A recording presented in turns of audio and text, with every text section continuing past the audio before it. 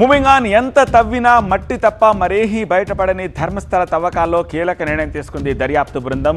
నేలలో పాతి ఉన్న అవశేషాలను గుర్తించేందుకు కొత్త టెక్నాలజీతోటి సర్చింగ్ కొనసాగిస్తోంది. పోలీసులకు సవాల్గా మారిన ఈ సైట్ నెంబర్ 13 తవ్వకాల్లో చివరికి ఏం బయటపడబోతోంది, దానికి సంబంధించిన ఎక్స్క్లూజివ్ ఇన్ఫర్మేషన్ ఇది. కర్ణాటకలోని ధర్మస్థల తవ్వకాల్లో ఇది కీలక మలుపు. డ్రోన్ ఆధారిత జీపీఆర్ టెక్నాలజీతోనే వర్షంలోనే ఈ సర్చ్ ఆపరేషన్ కొనసాగుతోంది. 12 ఏళ్ల కాలంలో 100 మందిని హతమార్చి పూర్తి చేసినట్టుగా ఆరోపణలు వచ్చాయి. అప్రూవర్గా మారిన అప్పటి పారిశుద్ధ్య కార్మికుడు భీమా చూపిన ప్రదేశాల్లో తవ్వకాలు చేస్తూనే ఉన్నారు. నేత్రావతి నదీ పరీవాహకంలో కీలకమైన 13వ నెంబర్ సైట్ దగ్గర ఇప్పుడు సర్చ్ ఆపరేషన్ కొనసాగుతోంది. భూమి లోపల మృతదేహాల అవశేషాలు గుర్తించేందుకు జీపీఆర్ అంటే గ్రౌండ్ పెనట్రేటింగ్ రడార్ని దించింది ప్రత్యేక దర్యాప్తు బృందం. ఈ జీపీఆర్ తోటి భూమి పొరల లోపలికి సిగ్నల్స్ పంపి సెన్సార్ల ద్వారా వచ్చే డేటాను రికార్డ్ చేసి ఆ రాడార్లు ఇచ్చిన ఇన్ఫర్మేషన్ తోటి 2D 3D ఇమేజింగ్ తోటి అవశేషాలపై ముందు అంచనా వేస్తారు. ఒకవేళ దాన్ని నిర్ధారించుకుంటే ఆ తర్వాతే తవ్వుతారు. నదీ పరివాహక ప్రాంతంలో భూమి లోపల ఉన్న ఎలాంటి వస్తువునైనా సరే ఈ టెక్నాలజీ తోటి గుర్తించవచ్చు. సో 13వ సైట్లో 8 మృతదేహాలని ఖననం చేశానని చెప్పి విజిల్ బ్లోయర్ వాంగ్మూలం ఇచ్చాడు. ఈ నేపథ్యంలో ఈ జీపీఆర్ వినియోగంతో ధర్మస్థలలో సంచలనాలు బయటపడే అవకాశం ఉంది అని అనుకుంటున్నారు.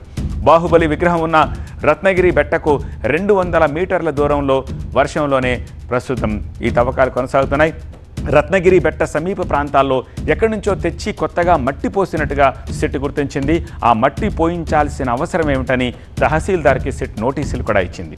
ఈ మట్టి పోసిన విషయం తమకు తెలియదని అధికారులు చెప్పడంతో ఆ అనుమానాలు మరింత బలపడుతున్నాయి. ధర్మస్థలకు చేరుకున్న జాతీయ మానవ హక్కుల కమిషన్ ప్రతినిధులు ఆరోపణలపై దర్యాప్తు తీరుపై ఎన్హెచ్ఆర్సీ కూడా ఆరా తీస్తోంది.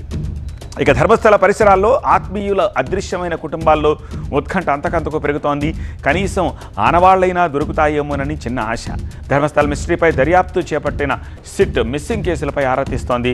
38 ఏళ్ల క్రితం జరిగిన ఓ విద్యార్థిని హత్యపై పునర్విచారణ కోరుతూ సిట్ను ఆశ్రయించింది ఆమె సోదరి.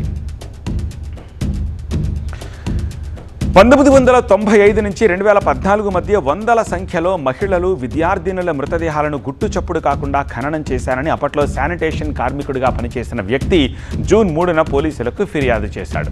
విజిల్ బ్లోయర్ ఇచ్చిన సమాచారంతో పోలీసులు తవ్వకాలు చేపట్టారు. ఇప్పటిదాకా వేర్వేరు ప్రదేశాల్లో 16 ప్రదేశాల్లో ఈ తవ్వకాలు చేశారు. అందులో సైట్ నెంబర్ 6 and 11 స్పాట్లలో అస్థిపంజర అవశేషాలు దొరికాయి. ఈ నేపథ్యంలో దర్యాప్తు కొనసాగిస్తున్న సమయంలోనే జాతీయ మానవ హక్కుల కమిషన్ ప్రతినిధులు ధర్మస్థలంలో అడుగుపెట్టారు. బెల్తంగడిలోని సిట్ కార్యాలయానికి వచ్చి దర్యాప్తు వివరాలను తెలుసుకున్నారు. దర్యాప్తు పారదర్శకంగా ఉండాలని అధికారులకు సూచించారు.